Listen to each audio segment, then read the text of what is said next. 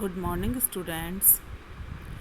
Today we will study about the natural vegetation and wildlife.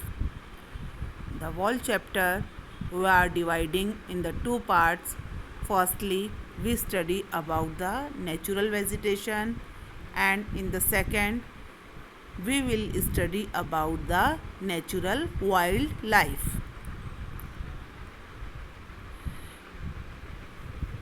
In the whole chapter, there are few main points. The first is natural vegetation. Factors affecting natural vegetations. ऐसे कौन से factors है जो natural vegetations को affect करते हैं. The relief features, climate, ecosystem. Ecosystem means all human beings, animals and natural vegetations are dependent to the each other. Types of vegetation in India. India में जो डिफरेंट टाइप्स की vegetations है. Location of vegetations, tropical rain forest. अब जो हमारे forest areas है या जो वेजिटेशंस है उसको 4-5 टाइप्स में डिवाइड किया गया है.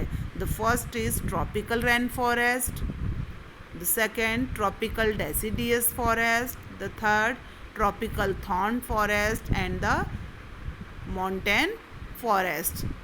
And in our book we will also study about the mangrove forest.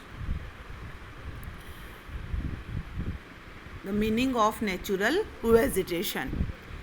Natural vegetation refers to a plant community which has grown naturally without human help.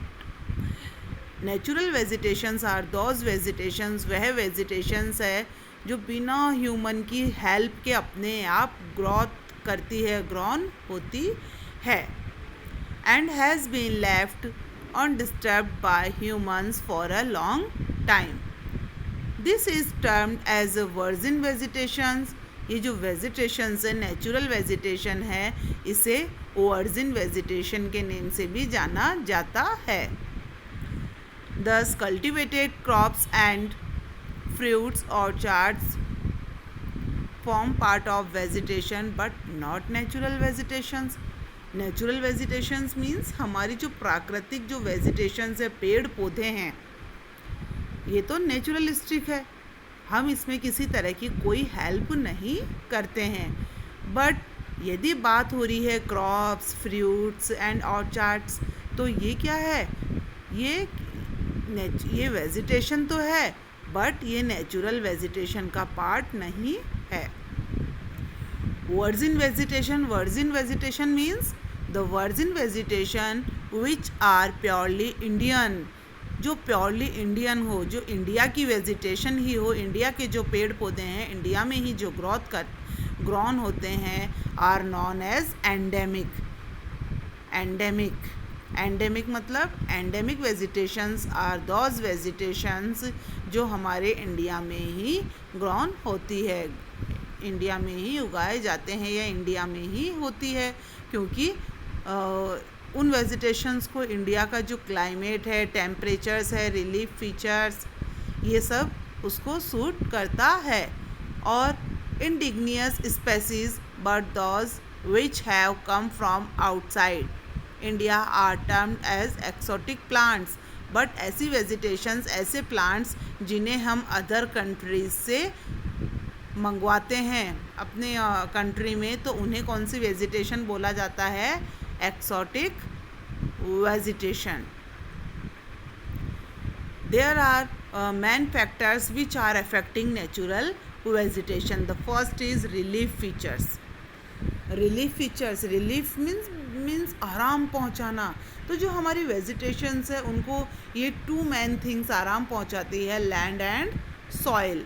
The second is climate में वहाँ का temperature, sunlight and precipitation means होता है rain. जिन areas में heavy rainfall होती है उन areas की वेजिटेशन की डेंसिटी ज़्यादा रहती है. And system. In the relief features, we will study about the land. Land affects the natural vegetation directly and indirectly. Direct and indirect way में जो लैंड्स रहती है वह नेचुरल वेजिटेशन को अफेक्ट करती है. The fertile level is generally devoted to agriculture. जो fertile level रहता है, फर्टाइल जो लैंड्स रहती है, ये तो जनरली है कि वहाँ पे एग्रीकल्चर जो खेती वगैरह होती है वो फर्टाइल लैंड्स में ही की जाती है. The undulating and rough terrains are areas where grassland and woodlands develop and give shelter to a variety of wildlife. वहीं पे ऐसे एरियाज़ जहाँ पे जो अंडुलेटिंग एंड जो रफ टराइंस रहते हैं, जहाँ पे एक तरीके से जंगल, उन एरियाज़ में बहुत ज़्यादा मात्रा में जंगल फैल जाते हैं, ग्रासलैंड्स हो जाती है, वुडलैंड डेवलप हो जाते हैं.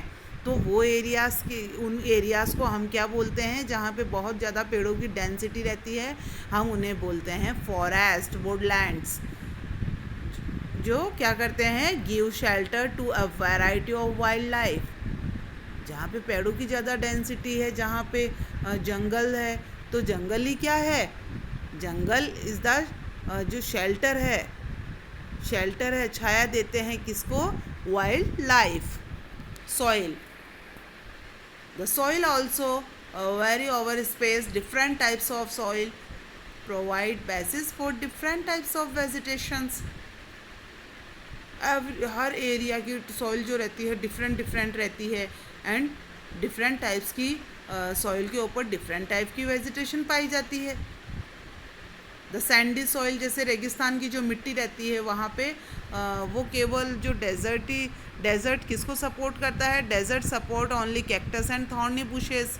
एंड वहीं पे जो वेट मार्शी मतलब जो दलदल कीचड़, एंड वेट जो हमेशा जो एकदम गीली जो सॉइल रहती है, जो वहाँ पे क्या होता है, वहाँ पे मैंग्रोव्स एंड डेल्टाइक